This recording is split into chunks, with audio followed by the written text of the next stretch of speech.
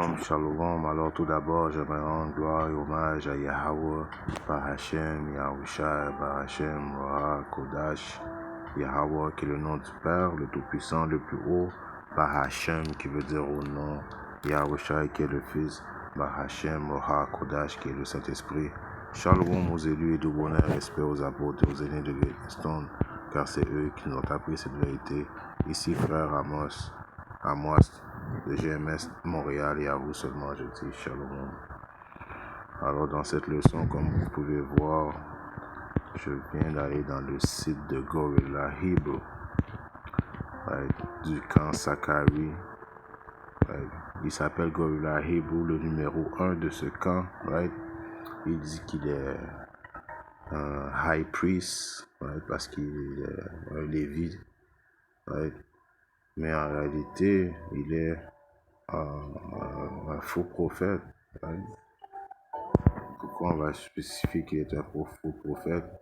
À cause des prophètes de Yahweh Shimashai ne sont pas supposés de prendre la vérité, de faire de la marchandise. C'est des hustlers dans la vérité. Est-ce que tu peux être dans la vérité et puis être un bon businessman? Oui, il n'y a pas de loi qui dit de ne pas être un bon businessman, mais il y a des lois qui disent de ne pas faire de la marchandise de la vérité. Alors, avoir un site et puis faire des chandails et puis écrire le nom de Yahweh Shimashai pour faire des profits, c'est pas quelque chose que Yahweh Shimashai va accepter. Et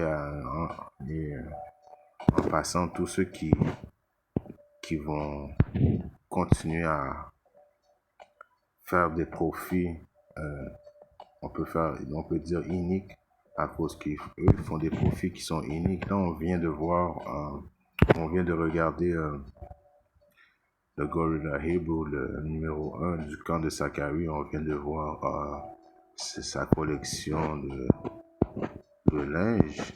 Mais en principe, les autres, ils font de la marchandise de la maison de Yahweh Shimashai avec tout. Tu veux une prière, ils vont te charger pour une prière. Tu veux aller au Passover, tout le monde est invité au Passover. On sait que c'est un moment solennel entre frères, mais les autres, ils invitent tout le monde avec un prix. Tu as de l'argent, tu peux venir dans le Passover. Ils vendent des prières, ils vendent même des noms hébreux. Si tu veux un nom hébreu, les autres, ils vont te donner un nom hébreu avec un montant d'argent. Alors, ils font de la maison de Yahweh Shimashai une maison de profit, de marchandises. Et à cause de cela, Yahweh Shimashai s'apprête très bientôt à venir les éliminer. Parce qu'ils vont être reconnus comme étant des faux prophètes. Ils vont être reconnus comme étant des hommes charnels qui voulaient servir deux maîtres. Ils voulaient servir Yahushua et aussi l'argent. Mais en réalité, ils sont plus du côté de l'argent. Si tu es rendu à charger la congrégation pour un nom hébreu, chargé pour prier, jamais de la vie que le Great Millstone va demander de l'argent pour prier ou bien pour expliquer des préceptes. C'est pas une affaire d'argent, c'est une affaire de charité. Et la charité, c'est comment tu peux démontrer la charité? C'est en connaissant des paroles véridiques et puis la même façon que tu as reçu, la même façon que tu es supposé donner, qui est la preuve de charité. Si on regarde maintenant, comme que je vous dis, j'essaie de chercher le site où ce qu'ils vendent les noms hébreux ou le site où ce qu'ils vendent les prières. Ils vendent de la musique. Alors eux sont des hustlers qui sont dans la vérité. Tout simplement, sont des hustlers qui sont dans la vérité. Ce sont les mêmes hustlers qu'on retrouve aujourd'hui qui étaient jadis, quand Yahushua avait, dans cette circonstance, sauté la coche, comme on dit. Il était vraiment fâché. Il était fâché. Et une chose qui est fâché, ça ne veut pas dire péché. tu peux être fâché, t'es pas obligé de pécher, right? Tu peux être fâché dans la droiture, right? Et Yahushua a été fâché dans la droiture quand il s'est aperçu que dans le temple de son père, il y avait des hustlers euh, qui vendaient de la marchandise, right? Qui faisaient le temple. Je vais le lire à Jean 2 et je commence au verset 13, disons. Et à la Pâque des Juifs était à portée de la main, et Yahushua monta à Jérusalem et trouva dans le temple ceux qui vendaient des bœufs et des moutons et des colombes avec les changeurs de monnaie qui y étaient assis. Et lorsqu'il eut fait une fouette de petites cordes, il les chassa tous du temple, et les moutons et les bœufs, et répandit la monnaie des chargeurs, et renversa les tables. Alors Yahushua était très fâché dans cet instant, right? Il a mis tout le monde dehors du temple, right? Tous les moutons, tous les bœufs, right? Il a renversé les tables, mis l'argent dehors, right? À cause que quoi? On va continuer à lire. Et il dit à ceux qui vendaient des colombes, retirez ces choses d'ici. Ne faites pas de la maison de mon père une maison de marchandises. Right? Alors ne faites pas la maison de mon père une maison de marchandises. Qui est l'exemple qu'on vient de voir dans ce site. Right? C'est toutes des affaires qui ont rapport avec qui est le droit de l'auteur de toutes ces affaires-là. C'est Yahushua. La vérité appartient à Yahushua. Et si on a cette vérité-là, c'est que Yahushua nous l'a donnée afin qu'on instruit les gens gratuitement. La même manière qu'on a reçu gratuitement, c'est la même manière qu'il veut, right, qu'on donne gratuitement. Et non écrire son nom dans des sweatpants ou dans des kangourous et faire des profits. Et non en faisant des sites internet en disant à la congrégation, si tu veux apprendre des breakdowns, de nous payer, right? Tout ça, c'est faire de la marchandise de la maison de Yahbashim Yahushua. Et dans cet instant-là, Yahushua avait juste renversé les tables, right? Il a jeté la monnaie, il a mis tout le monde dehors, right? À cause qu'il était frustré. Il était fâché contre eux, à cause qu'ils étaient des soi-disant dit hustlers qui hustlaient la vérité, right? Alors ces mêmes hustlers-là sont de retour tout de suite aujourd'hui. Mais la différence, c'est que Yahushua, comment qu'il va rentrer en jugement avec eux autres très prochainement, c'est pas en renversant les tables seulement, il va tuer ces prophètes, ces faux prophètes-là, right? S'ils repentissent pas, right? Bien sûr.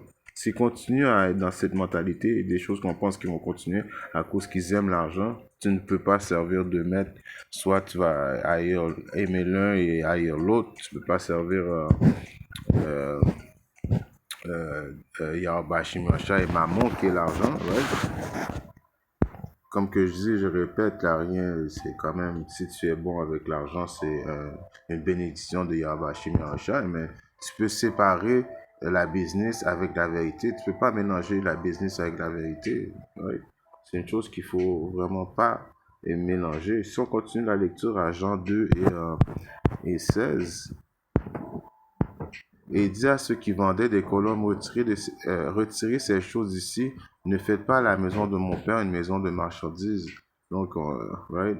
Et ses disciples se souvinrent qu'il était écrit, le sel de la maison m'a dévoré. Right? Si je continue. Right? C'était le point là-dessus. Que Yahushua était fâché à cause que ces hommes faisaient la maison de leur père, de son père, des marchandises, comme que les prophètes les faux prophètes qui vendent des préceptes. Imaginez-vous que maintenant on fait des vidéos, nous, le Great Millstone, et on commence à vous lire un précepte. Là, vous voulez savoir la continuité de l'autre précepte, right? Et au milieu du vidéo, ça l'arrête et puis on vous dit si vous voulez continuer à apprendre à aller déposer de l'argent pour débloquer la suite, right? Ça se fait pas, right? Parce que Yahbashim Yahushua n'a pas donné cette vérité à ses prophètes pour que ses prophètes font du profit, right? Le seul profit, c'est du profit spirituel que les prophètes peuvent faire à cause qu'ils font le devoir que Yahbashim Yahushua les a demandé de faire et éventuellement ils ramassent de l'argent spirituel, dans un compte spirituel et non dans un compte charnel. Et ces hommes-là sont des hommes charnels qui recherchent du profit, qui aiment l'argent plus que la vérité. Right? Dans le livre de... hmm, dans le livre de Proverbes 23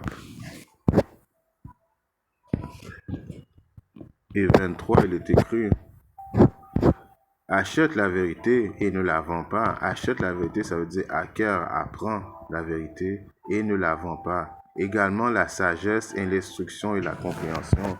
Alors, c'est d'acquérir la sagesse. Right? Premièrement, ce livre-là est dédié à qui? Aux Israélites, oui, mais à qui en premier?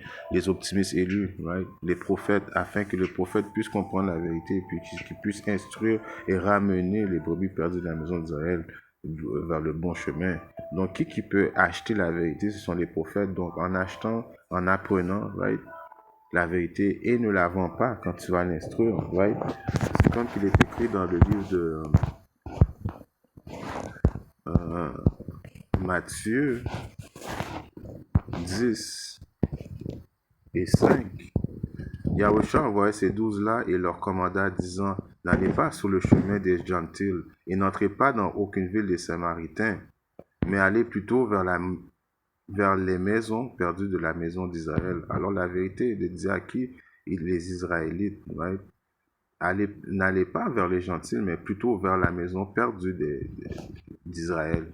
Et quand vous irez prêcher, disant: le royaume du ciel est à la portée de la main, guérissez les malades, rendez net les lépreux, ressuscitez les morts, chassez les diables, vous avez reçu gratuitement, donné gratuitement. Right? Alors c'est clair, noir sur blanc. Vous avez reçu gratuitement, right? Alors donnez gratuitement, right? Parce que, encore une fois, cette vérité appartient à qui? À Yahweh Shimi Yahushua.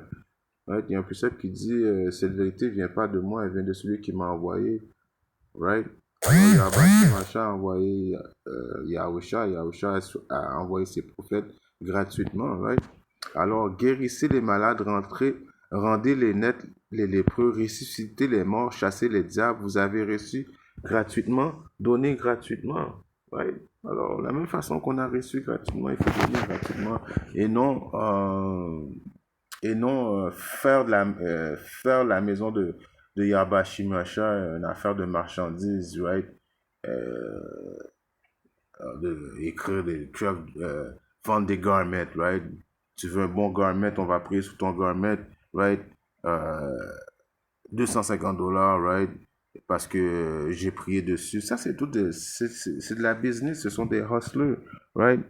Ils vont faire la musique, de Yahushua, prendre les droits d'auteur. C'est comme si prendre les droits d'auteur de Yahushua et de faire un profit, right?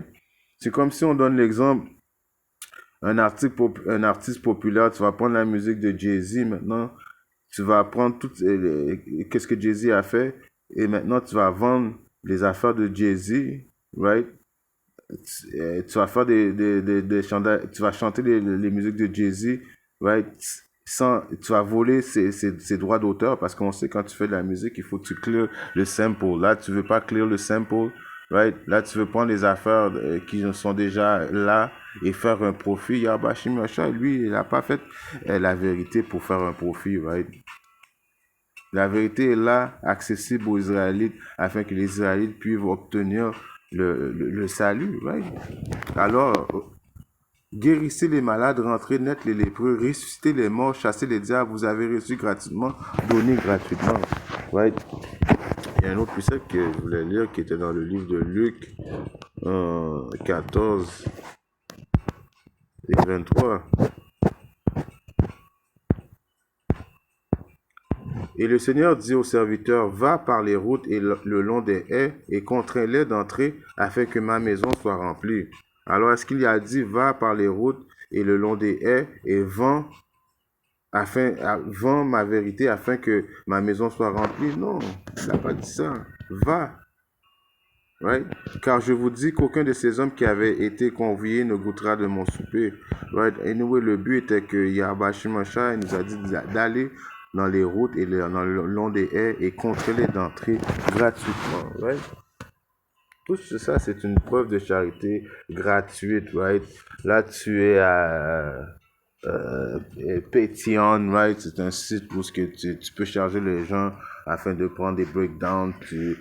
Allez dans mon Patreon et puis si vous voulez des precepts, si vous voulez comprendre des precepts, on va vous donner des breakdowns si vous nous payez, right? Vous voulez un nom hébreu, si vous nous payez. Vous voulez avoir, comme que je dis, un chandail avec le nom de Yahweh Shimasha dessus, venez sur mon... Alors, ils font la marchandise à la maison de Yahweh Shimasha. Ce sont les mêmes qui sont de retour aujourd'hui. Et ça, lui va payer un prix très bientôt. Et on peut voir qu'ils sont pas pour des gens qui, à quelque part, ont reçu les connaissances. Ils n'ont aucune peur de Yahweh Shimasha. C'est une chose je ne comprends pas comment ils peuvent pas avoir peur de Yabashi Macha comme ça. Je comprends pourquoi, à cause que Yabashi Macha a envoyé une illusion, leur faire croire que qu'est-ce qu'ils font est pas vraiment grave, ils sont perdus. Mais éventuellement, Yahusha est en train de set up pour les juger. Right? À cause, encore une fois, ils sont attirés par les gains, par l'argent. Right? Par les convoitises de ce monde, right? Ils vivent pour ça, la popularité, right? La célébrité, right? Ils veulent se faire connaître en utilisant la doctrine de Yahweh Shimashai, en utilisant la vérité, right? C'est vraiment un jeu très dangereux dans lequel ils jouent présentement, eux autres, qui sont en principe des faux prophètes que Yahweh Shimashai s'apprête à détruire très prochainement, anyways. Isaïe 58 et 1. Élève la voix, ne te retiens pas, élève ta voix comme une trompette et monte à mon peuple leur transgression et à la maison de Jacob leur péché. Right? Alors, Yabashimashal, ça c'est un commandement. Élève la voix et ne retiens pas. Élève ta voix, right? Gratuitement, comme une trompette. Alors ça back quand tu vas dans les camps, right? Tu démontres un œuvre de charité en allant dans les camps, right? Tu donnes ton corps en sacrifice vivant afin que Yabashi Mircha tu puisses espérer que Yabashi Mircha, tu fais partie de ceux que Yabashi Mircha s'apprête à sauver, right? Alors, c'est des œuvres de charité gratuitement que tu démontres, right? Toutes ces choses-là, Yabashi Mircha, les anges voient aussi que il y a un précepte qui dit Yabashi Mircha n'oubliera jamais les actes d'amour que tu démontres à son égard. C'est comment tu montres que tu aimes Yabashi Mircha en adhérant aux lois, statuts, les commandements, et en faisant preuve de charité, right? Quand tu vas dans les rues ou bien quand tu fais des vidéos et puis que tu as eu la connaissance des secrets du royaume, right? L'Esprit Saint est avec toi et puis tu éduques, right? Israël, right? Afin que les élus puissent être scellés, afin qu'ils puissent avoir le salut de Yahweh Shimashai. Tout ça se fait gratuitement, right? Et la récompense que Yabashi Moshe va nous donner va dépendre des œuvres de charité que tu as faites justement gratuitement et non en vendant des choses. Right? Espérons que cette leçon a été édifiante. Si Yabashi Moshe le veut, je viens très bientôt avec notre leçon. Shalom.